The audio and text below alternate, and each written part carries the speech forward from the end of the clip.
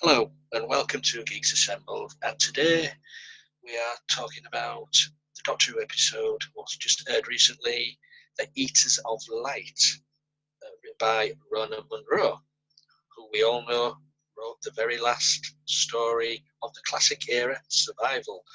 So let's go around our cast members here for their opening thoughts on this episode. Kevin, what do you think? Oh, I really enjoyed this episode. It was very classic Who, like with the Doctor with Silurians, something like that. And yeah, I really enjoyed it. The first beginning, that the Eaters of Light, of course, a monster, has eaten the whole, almost the whole Ninth Legion of Romans. Romans of the Ninth Legion. And the Doctor and Bill are in discussion who is right on the history. So yeah, that's and Nardole, of course. And Nardole's always Nardole. So yeah, I really enjoyed it. So that's my opening thoughts for now. Thanks for that, Kevin. Let's go to our very own Bible, Susan.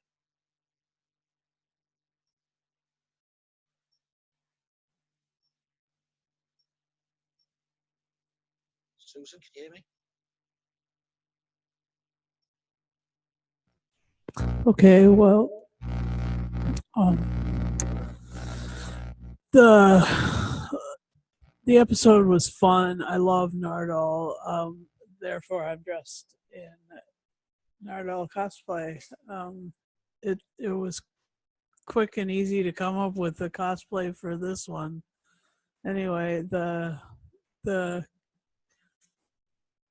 it was great seeing them spelunking and trying to outwit this creature who is like a scout for a whole horde of void dwellers to come in and take over this universe, eat all of our light.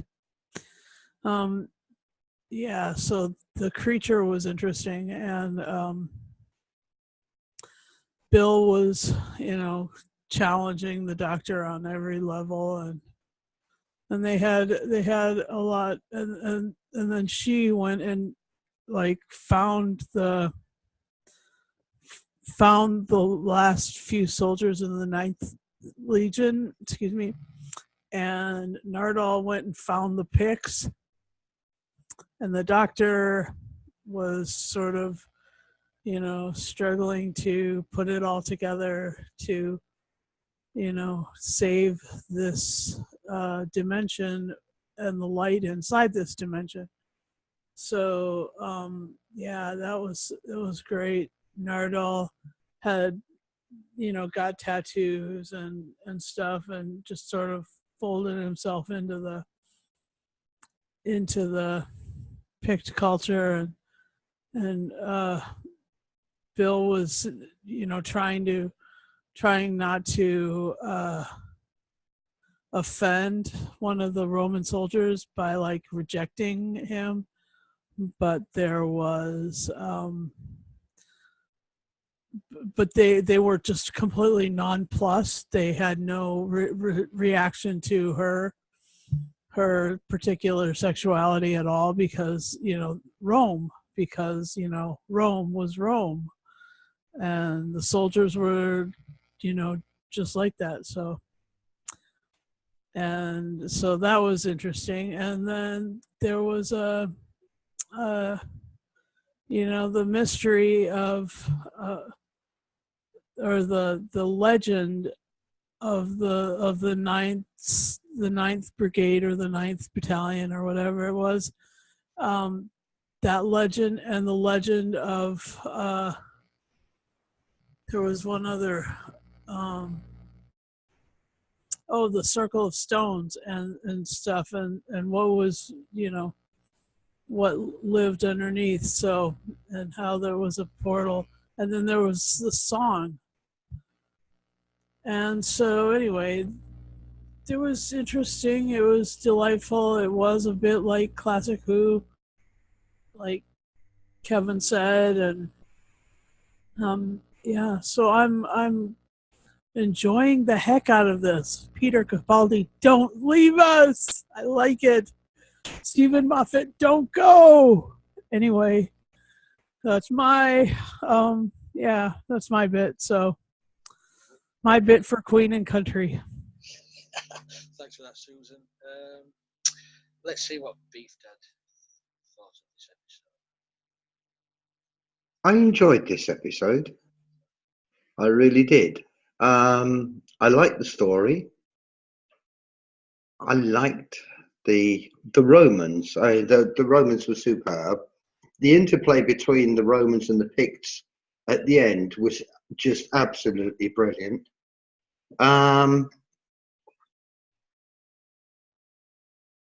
I liked Car, the girl who was supposed to be the sort of Pict priestess whose job it was to keep these creatures at bay.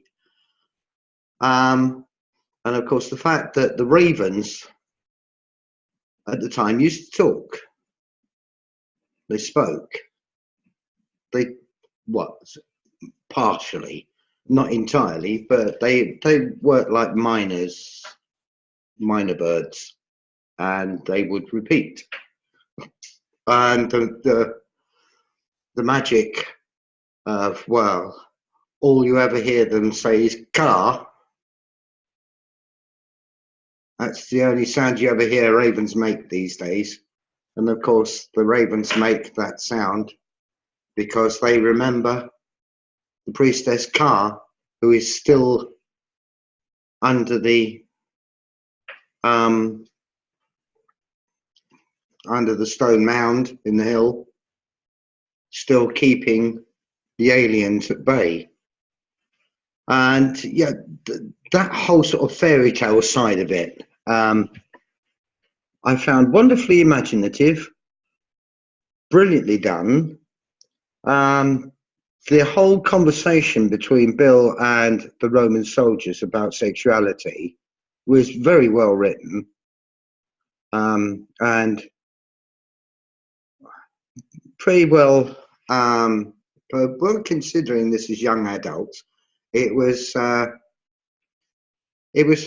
pretty well done by all of them without it being too over the top. It was the one thing when the conversation started, I thought, oh God, I don't like where this is going.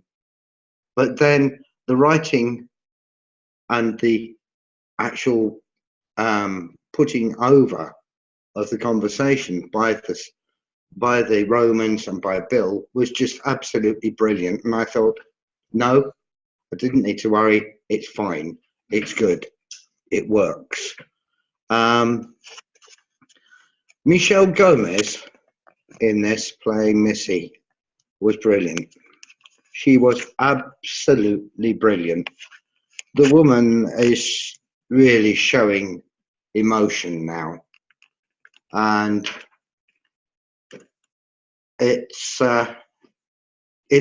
good to watch the way she's evolving to a point where she's almost a member of the TARDIS team, and that is not something I expected to happen, but it is really very, very good, and it's a very, very neat little twist. But apparently that can all change during the next couple of weeks. So yes, I basically I enjoyed it. It's a good story, well written, and brilliantly acted. Well, I'm guessing he likes it. Alex, what have you to say? Well, I didn't really like the story. I like the characters. I like the dialogue. I really didn't like the story. I guess I'll have to watch it a second or third time, I guess. I know that the writer is very good, but it took me a while to get used to Survival as well from 1989. But yeah, in this story, I did enjoy the dialogue. I did enjoy the characters. As far as the story and the monster, yeah. But they have a very good TARDIS team, so to speak. Nardal was a little aggressive and obnoxious, but considering the story, and everybody knows that he's the humor in-house, as they say. Someone else on Facebook said that he was Penfold from Danger Mouse. He reminded them of Penfold from Danger Mouse from the old 1980s, 1990s cartoon that they redid again on Netflix as well. We'll see what happens with the Master. It looks like they're going to have 2 versions next week and the week after, and then we go into the Christmas special. And it's a shame about Capaldi. He did lose a season, and hopefully he'll be on Big Finish. But this was an okay story. Like I said, I'll have to watch it again. But that's my feelings on it.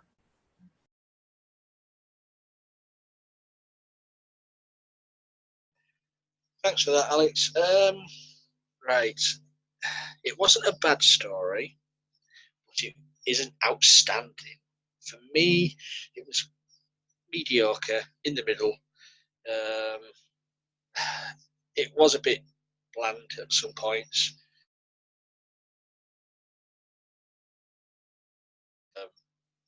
Capaldi, Pelmaki, and Matt Lucas. So, can you hear me? Right. But hello. Yeah, we can hear you. Okay. It was a mediocre story in my opinion. It wasn't outstanding at all. The TARDIS team was the best thing in it for me. The best for me, Matt Lucas outshone Capaldi this week. To be honest, the comedy, little digs and remarks. I just thought he has nailed that character. It's a brilliant character. The Doctor turns up 2 days later. There he is with all his face paint on. He's just got into the tribe, and but yeah, it's for me. It did. Yeah, I agree with. It did have the feel of a classic sort of story, but it just I don't know. It was missing something. I can't put my finger on it. It was missing something, in my opinion, and it's just my opinion. I've got 2 gripes with it as well. The Doctor would never let a companion wander off in the past in the savage towns he landed in with the Romans and the Scots. He would never let Bill wander off on her own, knowing full well what the reputation the Romans have and the Scots had.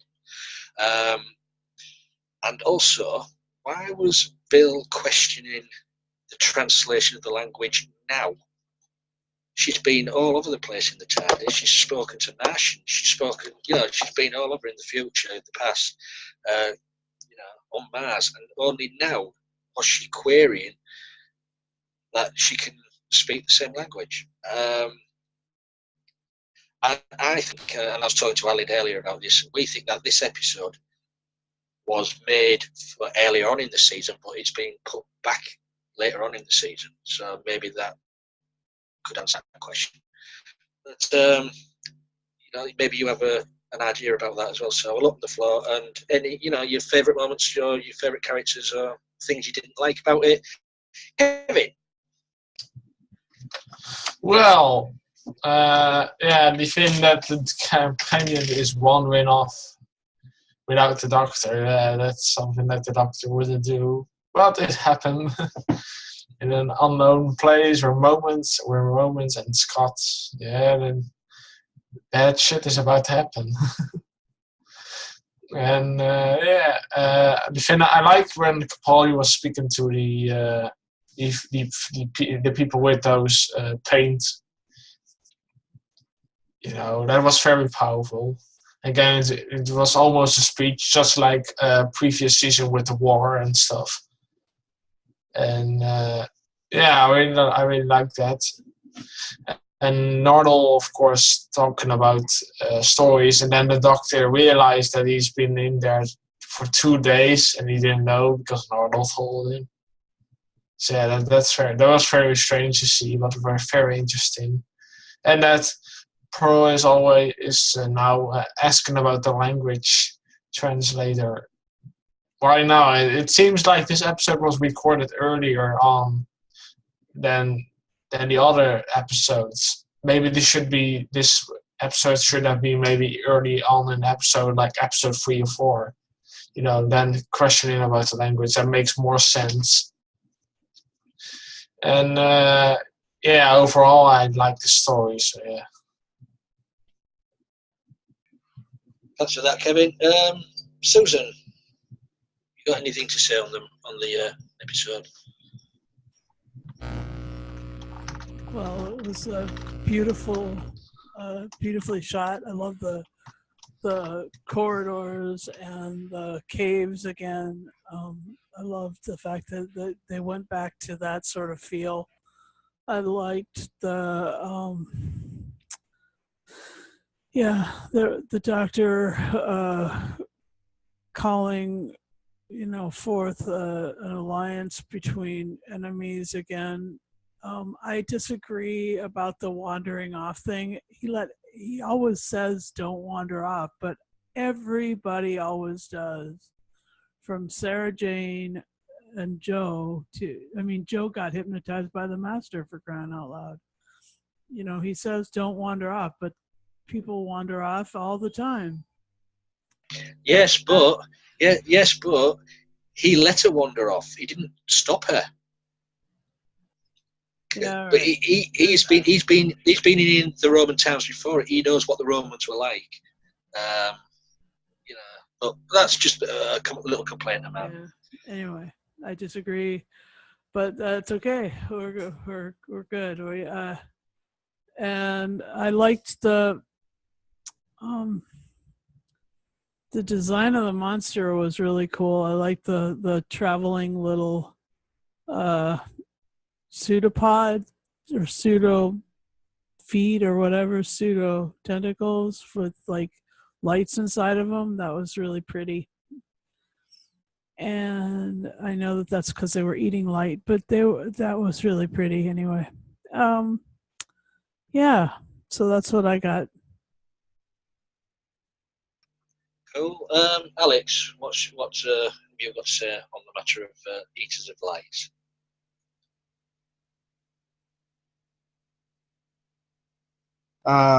You mean me? Yeah. Yeah, sorry. I pretty much, like I said, I like the dialogue. I don't know, even though the question of Bill's sexuality was brought up again, I did like the way that they addressed it. Again, though, historical episodes may or may not be current, may or may only show certain items. Technically, the Romans weren't known for being very forgiving or anything like that, so they may have glossed that over, perhaps. But again, if you're talking in a 40-minute story, they probably can't, really explain or give in depth. But as I said, the dialogue was very good in the story. I just wasn't crazy about the story or the plot. Again, though, it probably should have been episode 3 or 4. But as I said, we've technically got 3 more episodes to go, another 2-parter. And then we'll see how long it is before they go to the next series and the next Doctor and next companion with a new producer, a new showrunner. So the series is very good. It's more enjoyable. You have a companion that isn't overbearing, as Clara was, unfortunately. And as I said, it's a shame Capaldi's going, but hopefully he'll be in Big Finish. Nardole, hopefully. Yeah. Nardole, I can take or leave. But as I said, they probably did that for comic relief and to have another character in the TARDIS. As far as Missy Master, we'll see what she does in the next 2 episodes. I am enjoying that she's a little bit more muted in the performance. She's not, and that type of thing like she was in the other 2 series, that she was shouting a little bit and trying to be all manic and things like that. So, yeah, I mean, that's pretty much what I think of the episode. I'd probably give it maybe what? Well, if you want, leave your score for now. Yeah. We'll get to that in the final thoughts. Beef Dad, what's your take on this episode? Well, I have to disagree on the basis with Alex, because the real basis of these is in very old English legends, and the cairns were considered gateways to another world. Normally the world of the dead, so they were supposedly haunted. But it's working on the basic old Celtic legends, and so rather than ghosts, you have the light eaters. It's the sort of thing that they would have done during the Pertwee era.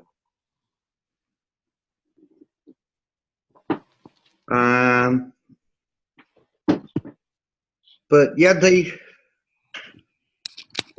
I think, and I don't often mention this, but I think the location manager for this deserves a medal, because it is just the location selection is just absolutely brilliant on this.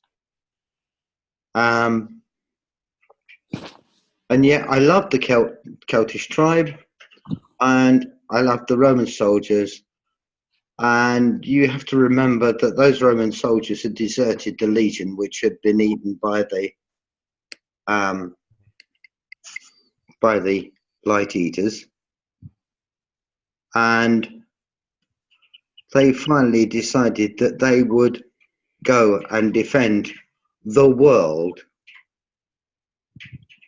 from the light eaters by going through with Ka, the priestess. And that, to me, just goes to show that if you talk to each other, if you explain things to each other, you can always come to some form of agreement. So, yes, a very good story, I thought. Brilliant. We've just got a late comment now. Brian, what did you think of the Eaters of Light? Well, what I thought of the Eaters of Light was actually a pretty good, decent episode of Doctor Who. I thought the characters and the story, everything was great. The monster that they had in it that they were trying to stop, I kind of found it not really that scary of alien threat. I thought it was just mostly, I would describe it as mostly a less threatened dinosaur, as it would seem. I mean, it looked like at least that's what it seemed to me, even though it wasn't a dinosaur, it was an alien and everything. It looked like a dinosaur to me, and it looked weird and less threatened than any other Doctor Who alien threat that they had in the past. Bill was great, and I loved her surroundings and like the relationships with the Romans. That was good, and how she figured out the the translation, like how that worked, like it was the TARDIS, so relation to the TARDIS and everything, she just figured out on her own without the Doctor actually explaining why. Nardo, I find Nardo was more sense of a comic relief within this episode. I mean, he always is, but more so within this episode. But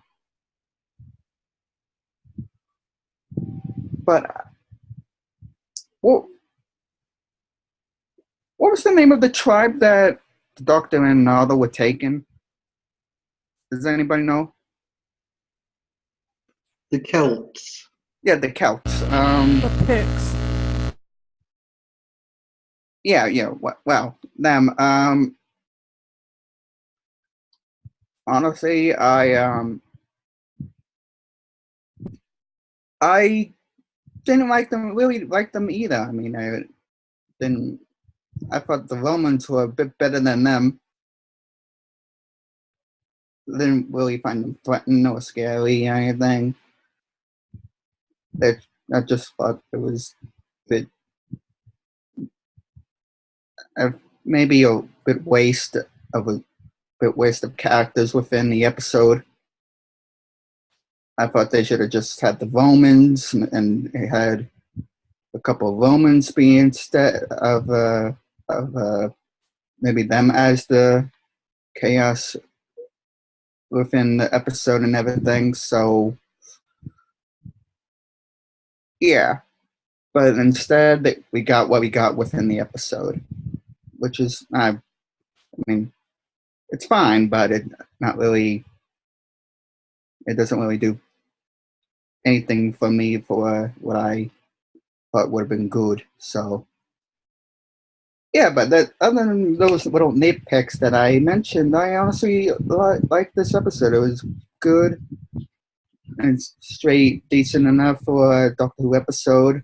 So yeah. Well, as long as you sort of liked it, Brian, you know. I have to point out though that to be bad and evil, you don't have to look nasty all the time. You could look all cuddly and still be evil.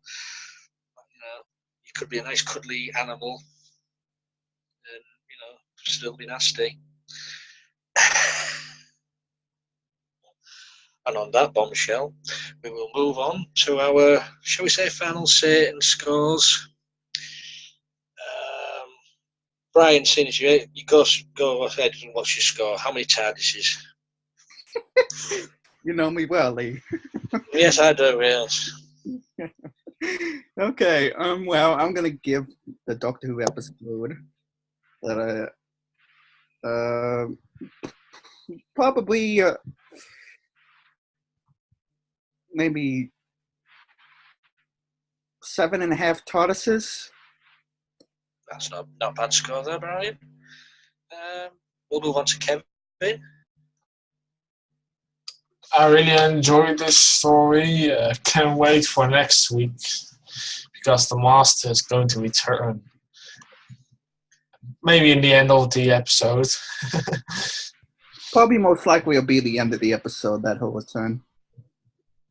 So yeah, and I like the Missy part when she showed again emotion, not like when she go full blown on over the top mad. But yeah, I'm going to give this a 9 out of 10. That's another good score there. So over to Susan. What have you got to say?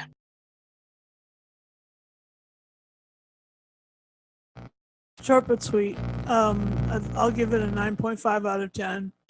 It was great. I enjoyed it, and this week's watchings have been great, and it gave me another chance to do some cosplay.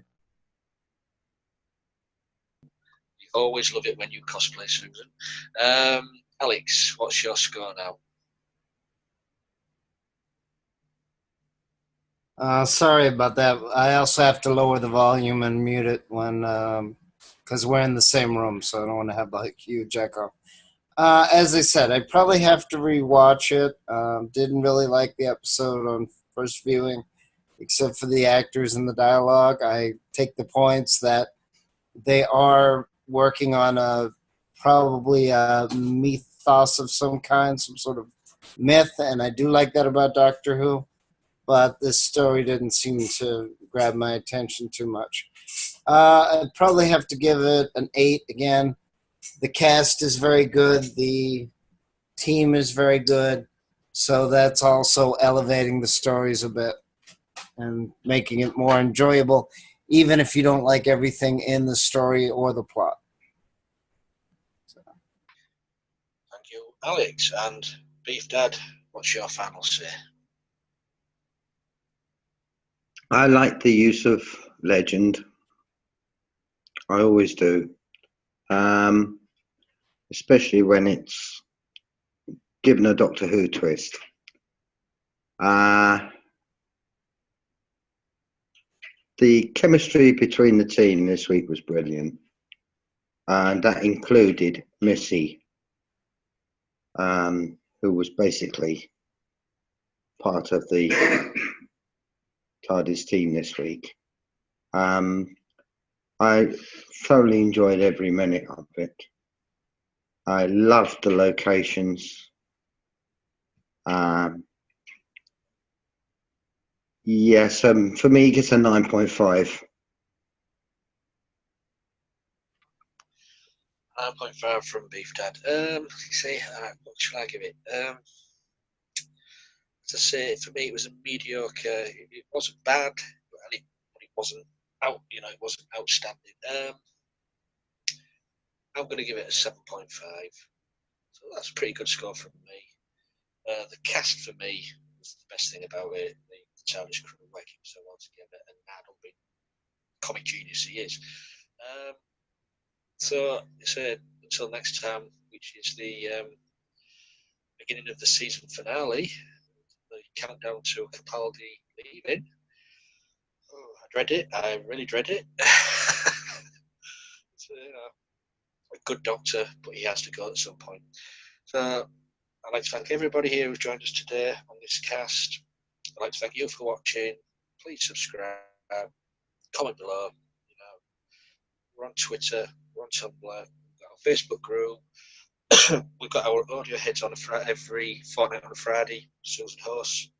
So we're at it all the time. We're producing all the time. So give us a thumbs up. And until next time, seeing you.